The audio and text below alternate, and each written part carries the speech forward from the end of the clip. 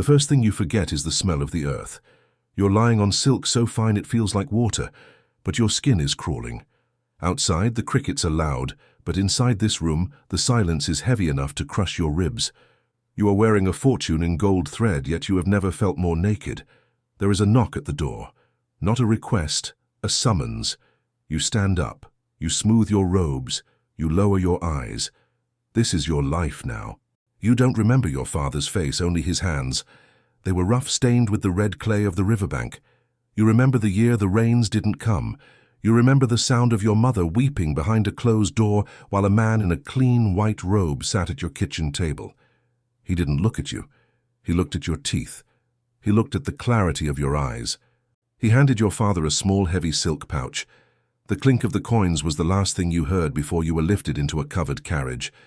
You thought you were being saved. You were wrong. You weren't being rescued. You were being purchased. The gates of the inner palace don't creak. They groan. When you step out of the carriage, the air changes. It's sweet, too sweet, with the scent of jasmine and incense meant to mask the smell of stagnant water in the decorative ponds. You see walls, walls that reach for the clouds, walls painted a deep blood red. An older woman with a face like carved stone approaches you. She doesn't ask your name. She gives you a number. She tells you to strip. Cold water is thrown over you. Your old clothes, the ones your mother mended with shaky hands, are burned in a small brazier. You watch the smoke rise and realize that the girl who wore those rags is dead. "Don't look up," the woman whispers. "The sky here doesn't belong to you, it belongs to him." This is your life now. Your day begins before the sun. You spend 3 hours having your hair pulled into intricate towers that make your scalp ache. Your face is painted white, your lips a single red dot. You are a canvas, not a person. Then you wait. You sit on a lacquered stool and you wait. You drink tea that has gone cold because you are afraid to move and ruin the drape of your sleeves. You listen to the whispers behind the paper screens. Who did he visit last night? Who was sent a gift of dried plums? Who was seen weeping by the koi pond? In this place, a smile isn't a gesture of happiness. It's a weapon. You learn to read the slight narrowing of an eye or the way a rival holds her fan. A mistake in etiquette isn't a social blunder. It's a death sentence for your future. The walls are beautiful. The gardens are lush. But you aren't allowed to walk in them alone. You are never alone, yet you have never been more isolated. You try to whisper your birth name into your pillow at night. May Elara Lynn. Whatever it was, it feels like a word from a language you no longer speak. If you are caught speaking of your past, you are punished. The past is a rebellion. You begin to fear the mirrors. Every morning you check for a line around your eyes, a single grey hair. You are a fruit in a bowl. The moment you show a bruise, you are thrown out. You hear a scream from the north wing. No one reacts. The servants keep sweeping. The flutist keeps playing. You realize that in this palace you can disappear while standing in the middle of a crowded room. Then it happens. The head eunuch enters your chamber with a yellow scroll. Your heart hammers against your ribs so hard it hurts. You are bathed again. Your skin is rubbed with oils until you glow like a pearl. You are led down the long, echoing corridors. You are told not to speak unless spoken to. You are told not to look him in the eye. For 1 hour, you are the center of the universe. He speaks a few words to you. He touches your hand. He gives you a jade comb. In this moment, you feel powerful. You feel safe. You think, maybe he loves me. But as you are led back to your room in the dark, you realize he didn't even ask your name.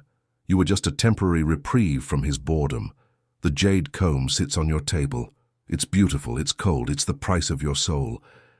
Months turn into years. You no longer remember what it's like to run.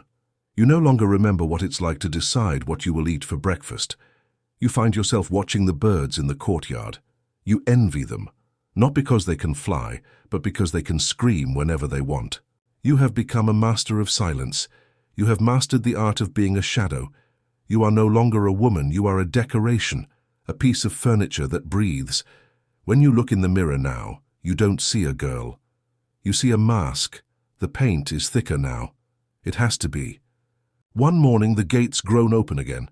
You stand on your balcony and watch. A new carriage, a new girl. She is 14. She has the same look of terror you had. She has the same clarity in her eyes. You look at the jade comb on your table. It's chipped now. The summons stop coming. Your tea is no longer the highest grade. The servants start to forget to light your fire in the evening. The silence in your room grows teeth. You are moved to a smaller room, then a smaller one. You are moved to the cold palace, the wing where the forgotten women go to dry up like fallen leaves.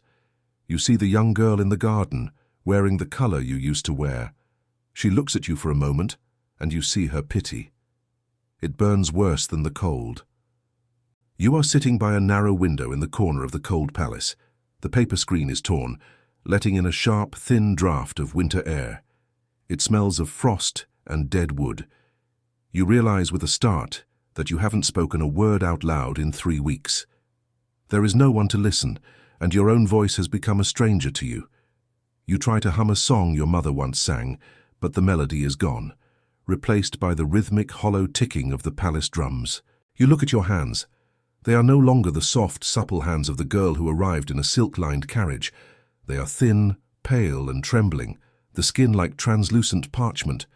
You spent every waking hour of your youth trying to be beautiful enough to survive. You succeeded. You are still here.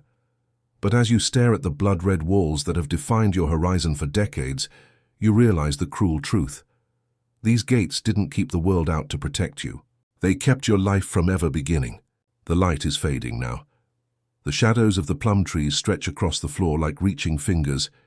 You reach into the dark corners of your mind, searching for your birth name, the one your father called out across the riverbank.